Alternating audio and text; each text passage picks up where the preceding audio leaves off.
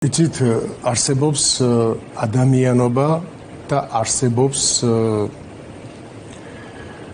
ქრისტიანობა. აი ადამიანობა საყოველთაო, ქრისტიანობა კიდე სხვა არის.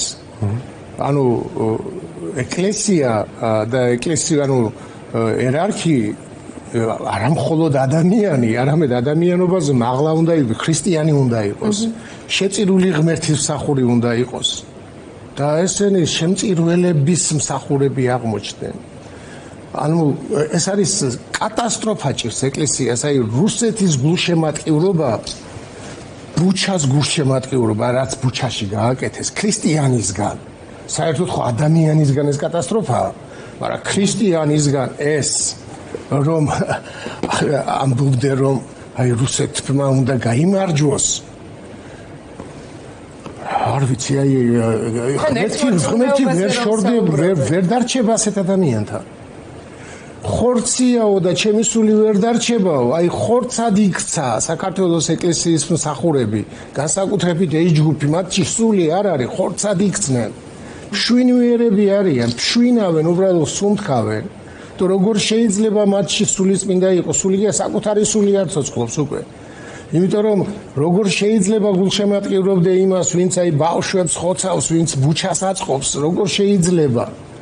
როგორ უკრაინა რო ჩვენი მოძმეერიც რო არ იყოს, აი როგორ უნდა გაგიხარდეს ეს? აი საერთოდ არ იყოს მოძმეერი და საერთოდ უკრაინელებს არ ვიცნობდეთ. ეს როგორ უნდა გაგიხარდეს? ეს უნდა როგორ უნდა მოგწონდეს? და ეს როგორ უნდა გიხაროდეს, რომ ეს უკრაინა წააგებს? პირიქით რომ წაგებდეს უნდა იძახდე, არა, ის მოგებულია, იმიტომ რომ ქრისტემ ჯვარცვით გაიმარჯვა, უკრაინა იმარჯვებს და გაიმარჯვებს კიდეც და ჩვენს გავიმარჯვებთ და ამათმა ეს გეზი აიღეს თავიდან მეუბნებოდნენ.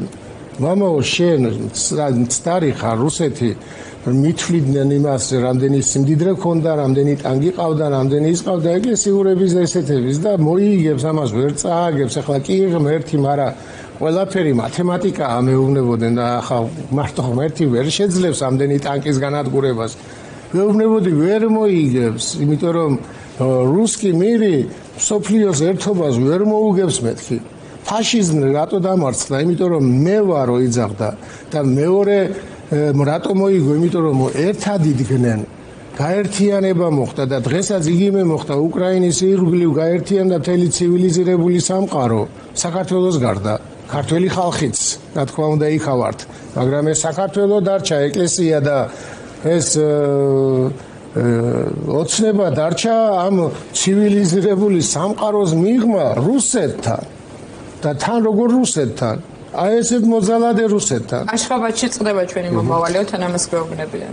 საბჭოთა კავშირი არ იყო ესეთი მოძალადე. საბჭოთა კავშირს არ ჰქონდა ესეთი სახელი. მეორე მსოფლიო ომის დროს ხო საშინელებები სტალინს გაკეთებული, მაგრამ ის სიკეთეცა აქ რომ ფაშიზმი დაამარცხა, ხო წარმოიდგინე ხა იმათ არ ჰქონდათ ის სახელი, რაც დღეს რუსეთს აქვს. ფაშიზმია, პირდაპირ ფაშიზმი, ხო?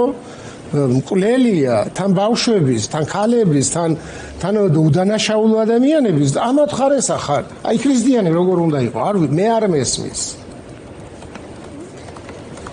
ძალიან დიდი მადლობა.